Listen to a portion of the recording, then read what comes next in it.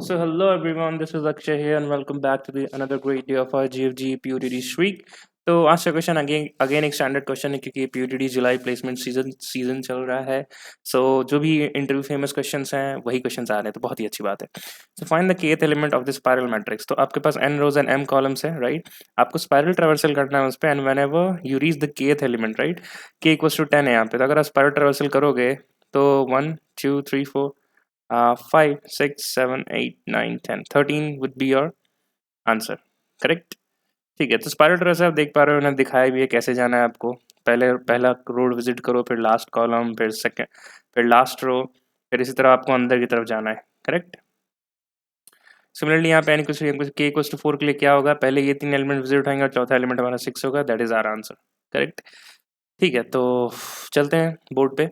So it's the spiral traversal in matrix. बहुत ही standard question है यार. एक एग्जांपल देखते हैं, और ये जो मैंने कोड लिखा है, जो सूडो कोड लिखा है, मैं आपको इसका वॉक थ्रू दूंगा. ठीक है, तो हमें कुल मिला के बस इस पर ट्रैवर्सल पे ही ध्यान देना है, एंड दैट इज इट, और कुछ नहीं करना है हमें. तो ठीक है, तो मैंने 4 पॉइंटर्स यूज किए यहाँ पे, एक top, left, bottom and right. तो टॉप जो पॉइंटर है वो रो से एसोसिएटेड, एंड बॉटम पॉइंटर जो है वो भी रो से एसोसिएटेड. ठीक है, तो टॉप यहाँ पर है, राइट, तो इसकी वैल्यू क्या हो जाएगी, इक्वल्स टू 0, क्योंकि ये 0 थ्रो है. बॉटम रो से एसोसिएटेड है लास्ट रो पे, तो उसकी वैल्यू क्या हो जाएगी, last row, that is r-1. Similarly, we have 2 pointers more, left and right. Left जो है column से associated, right?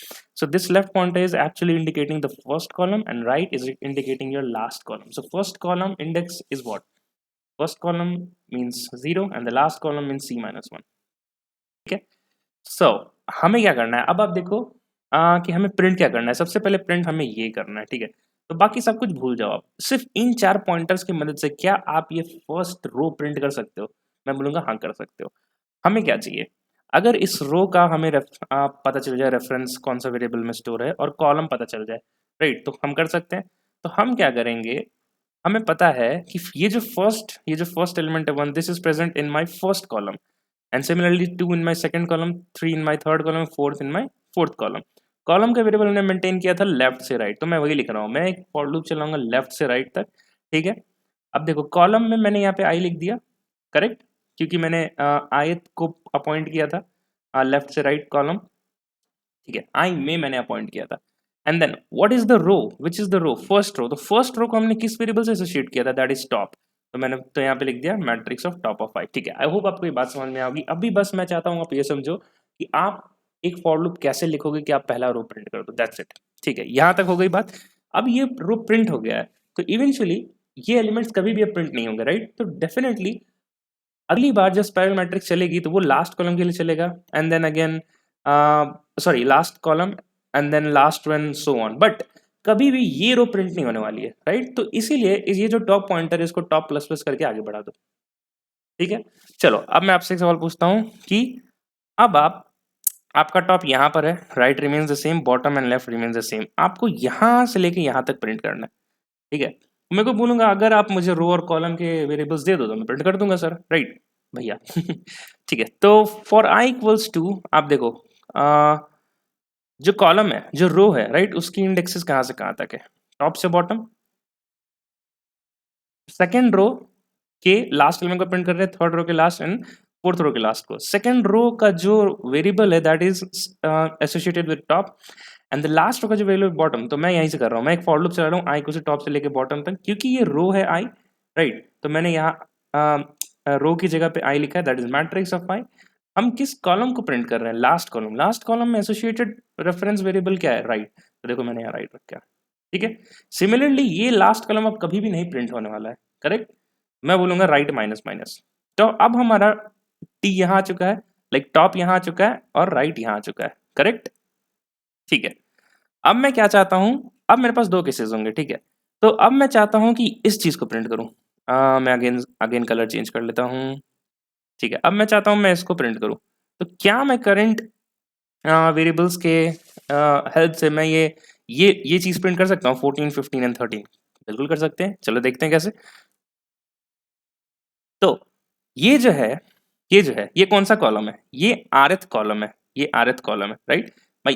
मतलब ये जो कॉलम है उसकी इंडेक्स r से एसोसिएटेड है. सिमिलरली जो ये फर्स्ट कॉलम है उसकी इंडेक्स लेफ्ट से एसोसिएटेड है. दैट इज वाई हमने लूप रन किया है राइट टू लेफ्ट, क्योंकि हमें 15 14 13 चाहिए था, ना ही 13 14 15, राइट. तो मैंने राइट से लेफ्ट गया है, क्योंकि ये कॉलम इंडेक्स है तो मैंने इसको यहाँ पे 2D मैट्रिक्स में सेकंड एंट्री है वहां पर आई लिखा है। अब देखो ये रो कौन सा है, लास्ट रो को हमने किस किस वेरिएबल से एसोसिएट किया, दैट इज बॉटम, तो यहाँ पे मैंने बॉटम लिख दिया। अब ये रो कभी भी नहीं प्रिंट होने वाला है, करेक्ट, तो इसलिए बॉटम को मैंने माइनस माइनस कर दिया। मतलब हमारे न्यू वेरिएबल्स कहाँ पे है, न्यू वेरिएबल्स एक बार मैं उनको सर्कल कर देता हूँ, ठीक है। न्यू वेरिएबल्स है हमारा B, R, T and left is again left यहीं पे पॉइंट कर रहा है, राइट। अब हमारा ये करंट वेरिएबल है। अब मैं क्या चाहता हूँ, 4 से 5 पे प्रिंट करूँ, ठीक है, 4 से 5। ये लास्ट ट्रावर्सल आप देख लो, उसके बाद आपको तुरंत से दिख जाएगा कि हमें यही चीज को बार बार करना है। चलो एक बार देख लेते हैं। 4 से 5 तक प्रिंट करने के लिए मैं क्या कर सकता हूँ यार, मैं सेकंड लास्ट रो से, लाइक मैं इस रो से इस रो तक जा रहा हूँ, राइट। तो रो का पॉइंटर कहाँ स्टोर है, बॉटम में, तो मैंने बॉटम लिया, for I equals to bottom, तो I greater than equals to top, I minus minus, right. अब देखो, अब आई में हमारे पास किसका था, आई आई जो है वो रो को एसोसिएट कर रहा है, so that is why matrix में जो पहली एंट्री होगी वो हमारा आई का है। And then what is the column, इस चीज को, ये जो क्या है, ये फर्स्ट कॉलम, राइट, और यहाँ पे कौन सा पॉइंटर होल्ड कर रखा है कॉलम को, दैट इज लेफ्ट, सो मैंने यहाँ लिख दिया लेफ्ट। देन अगेन अब ये पॉइंटर, ये जो है आ गया, हाँ ये कॉलम अब फिर कभी नहीं प्रिंट होना है, राइट। तो मैंने बोला लेफ्ट को भाई लेफ्ट प्लस प्लस कर दो, तो लेफ्ट अब कहाँ पॉइंट कर रहा है इसको, अगर आप देखो तो हमारे पास क्या बचा, अब हमारे पास हमने ये भी प्रिंट कर दिया, राइट। तो हमारे पास बचा अब ये अंदर के एलिमेंट्स बचे, जिसमें हमें क्या करना है, वापस से सेम चीज करना है, पहले इधर आओ, फिर इधर आओ, फिर इधर आओ, एंड देन फिर इधर आओ, राइट। और अगर आप देखो तो पॉइंटर्स वापस से उसी तरह एसोसिएट हो गए, ये टी यहाँ पे टी हो चुका है, ये आर, ऐसे मैं कह सकता हूँ कि यहाँ पर है, करेक्ट, इसी कॉलम को डिनोट कर रहा है। देन बॉटम जो है एग्जैक्टली इस रो को, तो मैं यहाँ पे लिख सकता हूँ बी, और ये जो लेफ्ट है ये किस कॉलम का, सेकंड कॉलम को, तो मैं यहाँ लिख सकता हूँ एल, राइट। तो मतलब अभी जो हमने 4 फॉर लूप लिखे उसी को मैं एक वाइल लूप के अंदर डाल सकता हूँ, राइट। कब तक कि हमारा ये जो टी और बी जो है वो एक दूसरे को क्रॉस ना कर दे। अगर वो क्रॉस कर दिया that means we don't have any more elements left to traverse in the same pattern, correct है। तो देखो वही लिखा है मैंने, top less than equals to bottom and left than equals to right, right. ठीक है, आई होप आपको ये बात समझ में आ गई होगी। मैंने आपको हर एक फॉर लूप का मतलब दिखाया, लाइक इटरेशंस दिखाया। So but it is highly recommended guys, आप इस सूडो कोड को अभी साइड में रखो, भूल जाओ बिल्कुल भी, और एक खुद से एक मैट्रिक्स लो, और ये जो भी आपने देखा, राइट, आप खुद से ये सूडो कोड बिना देखे लिखो अपने कॉपी में, राइट। तभी आपको थोड़ा सा क्या पूरी तरीके से क्लियर हो जाएगा, नहीं तो आपको लग रहा हो कि मैंने तो बता दिया, हाँ हो तो रहा है, अच्छा लग रहा है, बट जब खुद से कोड करने की बारी आती है तो हो सकता है 4 फॉर लूप में 3 लिख पाओ और अब चौथे में थोड़ी सी गलती हो जाए, या फिर आपको टाइम लगे, तो वही हमें प्रैक्टिस करना है, राइट। तो आप हाँ वीडियो को पॉज करो यहाँ पे, ये स्क्रीन देखना बंद करो, आपने जो भी कॉपी पेन में लिखा है उसको भी हटा दो, एक नया फ्रेश पेपर लो, एक नया टेस्ट केस लो, और खुद से 4 फॉर लूप खुद से लिख लो, and that is it, you are done with this question. तो यही सेम सूडो कोड हमें कोड एडिटर में भी लिखना है। And what is the time and space complexity, हम क्या यूज कर रहे हैं, we are using for loop to visit each and every element, so time complexity will be n cross n, total elements is number of rows into number of column. And what is the space complexity, we are not using any space, so that is O of 1. So this is a standard spiral traversal question. अब आते हैं हमारे GFG के question पे। वो कह रहा है you need to do a spiral traversal but there is one more additional work, you need to complete the method find k which takes the 4 arguments at the first matrix, say n and m, denote the size of the matrix, and the fourth argument is k, right. So the function will return the kth element obtained. So whatever spiral traversal you have done, whenever you reach an element, uh, the kth element, right, you need to return that element, that's it. So हम क्या करेंगे, we will copy the same exact spiral traversal code, and we will maintain our pointer, let's say int count, and instead of printing at each and every point we will increment that counter count cnt, and whenever it hits it goes equals to k, we will just return this particular uh, matrix of top of I for the first for loop, for the second for loop matrix of I of right, and so on. Okay, please pause this video now and try to code this approach yourself. Meanwhile, I also code it and then resume ahead. Okay, so as you can see, that's the code here in Java. तो हमने same काम किया यार, 4 pointers maintain किए. There is while loop which I already explained you. There are 4 for loop running which I already explained you the diagram.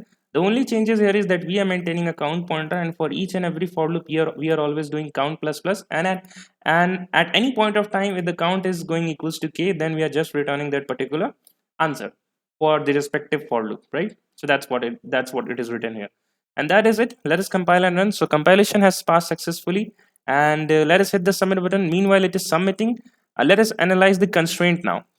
We already know the time complexity is n cross m, so n and m points to 10 power 3, so 10 power 3 into 10 power 3 will give you 10 power 6, which is much less than 10 power 8. And that is why if our code and approach is right, this code will successfully get submitted, and that's it. We have our code getting submitted, and the same code will work in the C++ as well. Let me just show you, and then we will resume. Okay, so that's the C++ code. Let us hit the submit button. While it is submitting, let me give you a code walkthrough. There is nothing changed here because we have just used while and for loops, so that remains same, entirely same in C++ and Java. So that's it. Let us end this video here. Let us meet in the tomorrow's GFG POD this week. Till then, keep learning, keep growing. Bye bye, and take care, guys.